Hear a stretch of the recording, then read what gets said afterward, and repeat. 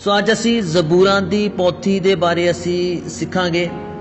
और सब तो पहली चीज़ जो असी देखते हाँ कि ये जो पोथी आ जबूरां दी ये 5 हिस्सियां दे विच जो आ वंडी गई आ, क्योंकि ये एक छवि हो जाती आ मूसा की जो शरह से व्यवस्था सी उसकी एक छवि हो जाती आ। जिस तरह कि मूसा की जो व्यवस्था भी 5 हिस्सियां दे विच जो आ उन्होंने वंडिया गया, उत्पत, कूच, लेवी, गिनती और व्यवस्था सा। इस प्रकार जो जबूरा की पोथी एक उसकी छवि हो जाती है, इसलिए इसनों 5 हिस्सियां दे विच जो आ डिवाइड किया गया। और पहला भाग जो उस विच कुल 41 अध्याय आ। और इस जगह ते असीं देख सकते हैं अपनी पंजाबी दी बाइबल नूं खोल के कि 42 अध्याय जो शुरू होंदा है उस जगह ते दूसरा भाग जो नाल ही उसके उपर लिखा गया है। और दूसरा भाग 72 अध्याय तक चलता है। उस तो बाद 73 तो 99 जबूर जो है तीसरा भाग, और 90 तो 106 जबूर चौथा भाग, और 107 जबूर तो 150 नंबर जबूर तक जो आ वो आ 5वां भाग। और पहले 4 हिस्से जो आ वो एक समाप्ति करने वाले वचन दे नाल जो आ वो खत्म होंदे आ। जिस प्रकार 41 दा 13 वचन तुसीं पढ़ सकते हो, आद तो अंत तक इसराइल दा परमेश्वर यहोवा मुबारक होवे, आमीन, फिर आमीन। और पूरी जबूरां दी पोथी विच 5 किस्मां दे जबूर जो आ वो सानू मिलदे आ, जिस दे विच असीं देखते हैं सब तो पहला नंबर स्तुति गान जो परमेश्वर की स्तुति या प्रशंसा करते हुए गीत आ। दूसरा आंदा आ सांझे तौर पर एक विरलाप करते हुए या सोग करते हुए, जिस दे विच कि पूरा कौम पूरा इसराइल का एक विरलाप या सोग नूं पेश करते हुए जो कुछ भजन आ।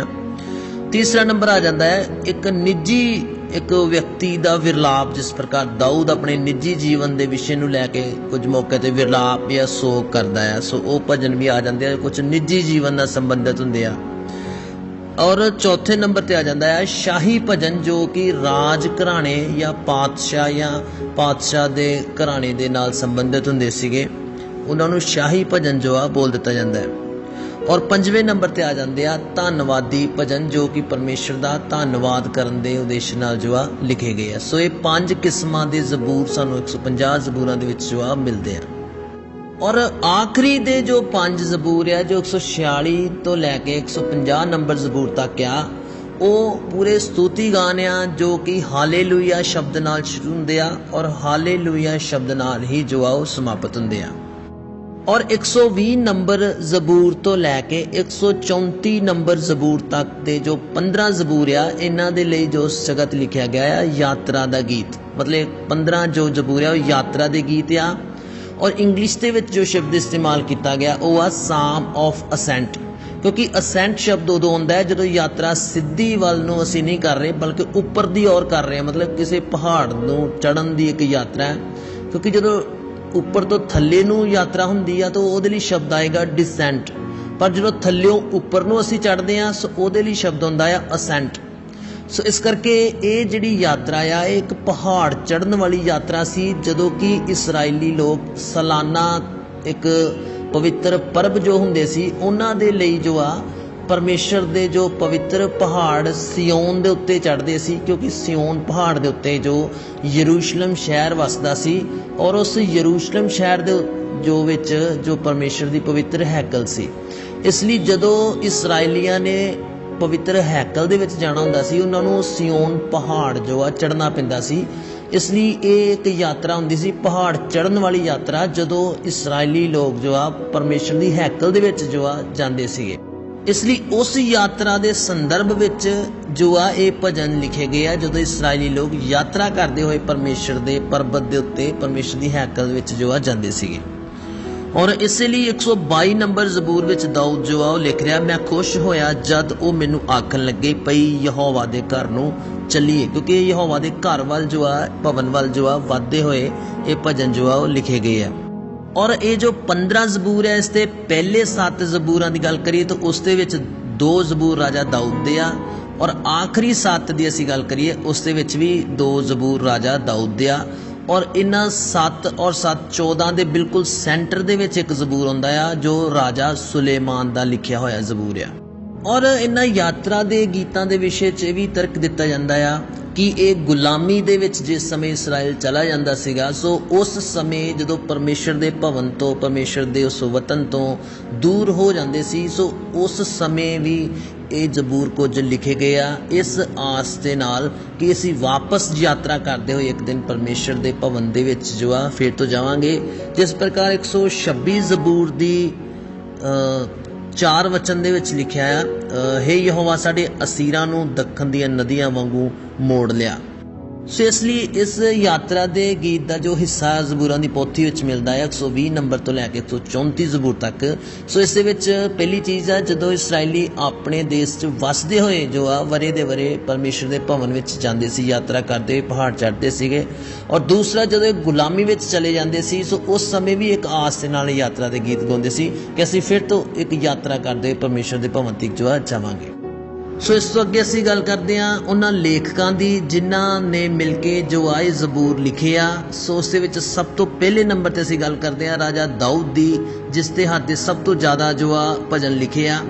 और 73 जबूर जो आ ऐसे आ जिहड़े सानू स्पष्ट हो जाते हैं जबूरां की पोथी विचों ही, जो कि राजा दाऊद के हाथ लिखे आ, जिससे कि भजन शुरू होने तो उपर जो एक हैडिंग वजों जो लिखा गया है कि राजा दाऊद का लिखिया भजन है।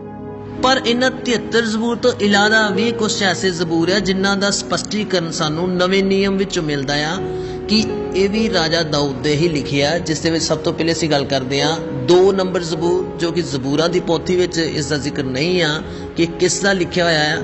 पर रसूलां दे करतब विच जिस समय असीं देख रसूलां दे करतब 4 अध्याय उसका 25 और 26 वचन नूं असीं पढ़ के देखते हैं। इस जगह ते लिखिया, तैं पवित्र आत्मा दे राहे साडे वडेरे अपने बंदे दाऊद दी ज़बानी आख्या, कौमां काहनूं डंड पाई है अते उम्मतां ने व्यर्थ सोचां क्यों कीतियां हन। सो ये 2 नंबर जबूर का जो जिक्र किया गया नवे नियम च, जिसनूं किसदा जबूर कहा गया, दाऊद दी ज़बानी आख्या। सो इस तो पता चलता है कि 2 नंबर जबूर जो आ वो भी राजा दाऊद का ही लिखिया होया है।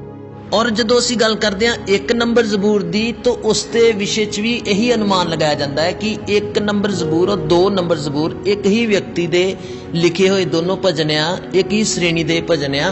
क्योंकि 1 नंबर जबूर की शुरुआत हुंदी है धन शब्द तो, धन है वो मनुख।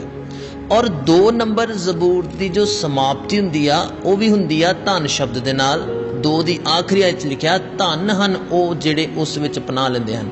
सो इस धन शब्द तो यह अनुमान लगाया जाता है कि ये एक ही एक श्रेणी के 2 भजन आ, जिसनों धन शब्द नाल शुरू किया गया और धन शब्द नाल ही समाप्त किया गया, फिर उसनों 2 हिस्सों में वंडिया गया।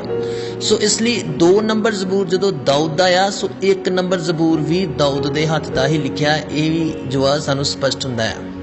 और 95 नंबर जबूर जो आ इस जबूरां दी पोथी विच इसका कोई जिक्र नहीं है कि किस दे हथ दा लिखिया होया आ। पर इब्रानियां दी पत्री उसका 4 अध्याय उसका 7 वचन जो असीं पढ़ते हैं, सो उस जगह ते उत्ते लिखिया, तां ओह फिर इन्ने चिर मगरों दाऊद दी ज़बानी किसी एक दिन की गल करदा होया उहनूं अज दा दिन कहंदा है, जिवें अगे कहा गया सी, अज जे तुसीं उसकी आवाज़ सुनो तो अपने दिलों को कठोर ना करो। सो इस जगह ते 95 जबूर का 7 और 8 वचन नूं लिया गया और उसनूं कहा गया दाऊद दी ज़बानी।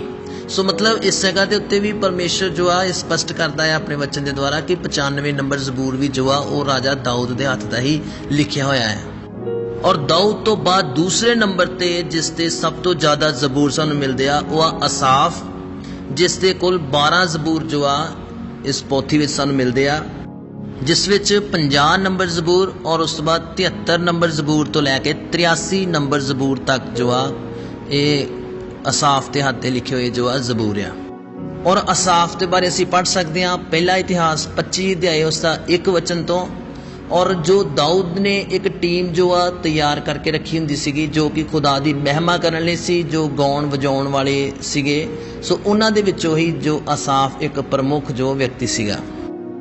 और इस तो अगे असीं गल करते हैं कोरा दे पुत्रां दी, जिन्हां दे हाथ दे जो आ 11 जबूर जो आ इस पोथी विच लिखे हुए आ, जो कि 42 नंबर जबूर और 44 तो 49 नंबर जबूर और 84 और 85 नंबर और 87 और 88 नंबर जबूर। ਇਹ ਜੋ ਜ਼ਬੂਰ ਅਸੀਂ बोलते हैं खुदावंदा तू लश्करां दा खुदा है, ये कोरा दे पुत्रां दे हत्थ दा ही लिखिया होया है, जो कि 84 नंबर जबूर है।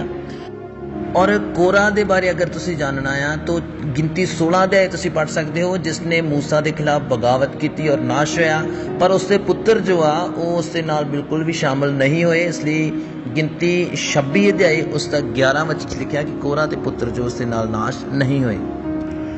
और इस तो अगे असीं गल करते हैं राजा सुलेमान दी, जिसके हाथ दे 2 जबूर जिहड़े आ वो पोथी विच आ, 72 नंबर जबूर और 127 नंबर जबूर। राजा सुलेमान जिसने परमेश्वर का घर जो आ बनाया, पर उस तो बाद परमेश्वर की महिमा करता है, ये बोलता है 127 जबूर च कि जेकर यहोवा ही घर ना बनावे तो उसते बनाने वाले की मेहनत व्यर्थ है। और इन्हों तो इलावा 3 राइटर ऐसे आ जिन्हों के हथ का एक एक जबूर जो आ पोथी विच लिखिया होया वा, जिस विच मूसा नबी जिसका 90 नंबर जबूर जो आ पोथी विच लिखिया होया। उस तो बाद हेमान जो कि 88 नंबर जबूर नूं लिखण वाला है, और तीसरे नंबर पर आता है एथान जो कि 99 नंबर जबूर नूं लिखण वाला है। और हेमान और एथान दोनों सके भरा सीगे, इसलिए दोनों के नाम दे मगर तुसी पढ़ सकते हो 88 और 99 जबूर की हैडिंग, दोनों के नावां मगर जो आ अजराही शब्द होंदा आ, हमान इजराही और एथान अजराही। और इन्हां दे बारे तुसी पढ़ सकते हो पहला इतिहास 2 अध्याय उसका 6 वचन च लिखा जरा दे पुत्र, सो 5 पुत्रां विच एथान और हेमान का नाम जो आउंदा है। और पहला राजा 4 अध्याय उसका 31 वचन च भी इन्हां दा नाम आउंदा है, दोनों भरावां दा। इस जगह ते लिखिया एथान अजराही और हेमान। पहला इतिहास 2 अध्याय विच सानूं पता चलता है कि ये दोनों ही जो आ वो यहूदा गोत्र जो सी, क्योंकि यहूदा गोत्र की कुल पत्री 2 अध्याय में दी जा रही है, जिसदे विच जरा दे पुत्रां दा नाम हुंदा है एथान और हेमान। और असीं गल करते हैं समय काल की कि कुल किन्ने समय दे विच जो है 150 जबूर लिखे गए आ, सो उस दे लई मन्निया जांदा है 1000 साल का समा, जिस दे विच कुल 150 जबूर लिखे गए। और सब तो पुराना जबूर जो आ वो मूसा नबी दा हथ दा लिखिया होया 90 नंबर जबूर, जो कि लगभग 1500 BC दे विच लिखिया गया। और सब तो आखिरी भजन की अगर असी गल करिए तो 137 नंबर जबूर जो आ वो बाबल की गुलामी के समय का लिखा है प्रतीत हुंदा है, क्योंकि इस जगह ते लिखा बाबल दे असीर। और बाबल की गुलामी खत्म हुंदी है करीब 536 BC दे विच, और उस तो पहलों ये भजन लिखा गया गुलामी खत्म होने तो पहलों। सो तकरीबन मूसा नबी 1500 BC तो लैके 1000 साल गुजर जाता है इस गुलामी दे समय विच। सो इसलिए पहला जबूर जो है 1500 BC च लिखा गया, और आखिरी जबूर जो है वो लगभग 550 BC च लिखा गया, जिस दे विच 1000 साल समय का जो है गैप आ जाता है। और जबूरां दी पोथी की जिहड़ी शुरुआत है 1 नंबर जबूर जो लिखा धन है वो मनुख जो दुष्टां दी मत उत्ते नहीं चलता, जो यहोवा दी व्यवस्था विच जो है मगन रहिंदा है। सो इसकी शुरुआत हुंदी है सानू पवित्रताई विच अलगताई च चलण दा जो एक संदेश दे नाल। और इसकी समाप्ति हुंदी आ 150 नंबर जबूर का आखिरी आयत लिखा सारे प्राणी यहोवा दी उस्तत करो। सो प्रमुख तौर पर जो जबूरां दी पोथी जो आ सानू जो संदेश दिंदी आ, मतलब सानू प्रार्थना करना सिखाउंदी आ, सानू आराधना करना सिखाउंदी आ, सानू पवित्रताई दा मार्ग जो सिखाउंदी आ। और हर समय उदासी निराशा दे विच किस तरह असीं आराधना करदे खुदा दे चरनां विच आउंदे होए असीं हर प्रकार की निराशा हर प्रकार के जो उदासी तो किस तरह असीं छुटकारा पा सकते हैं। सो ये प्रमुख संदेश इस किताब का इस पोथी का।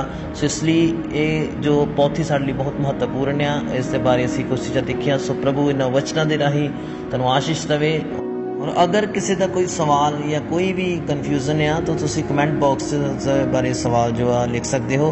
और अगर तुसी इस वीडियो ने पूरा सुन के आशीष पाते हो सो कमेंट बॉक्स में तुसी आमीन जरूर तुसी टाइप करो। सो प्रभु तुहानूं आशीष दे।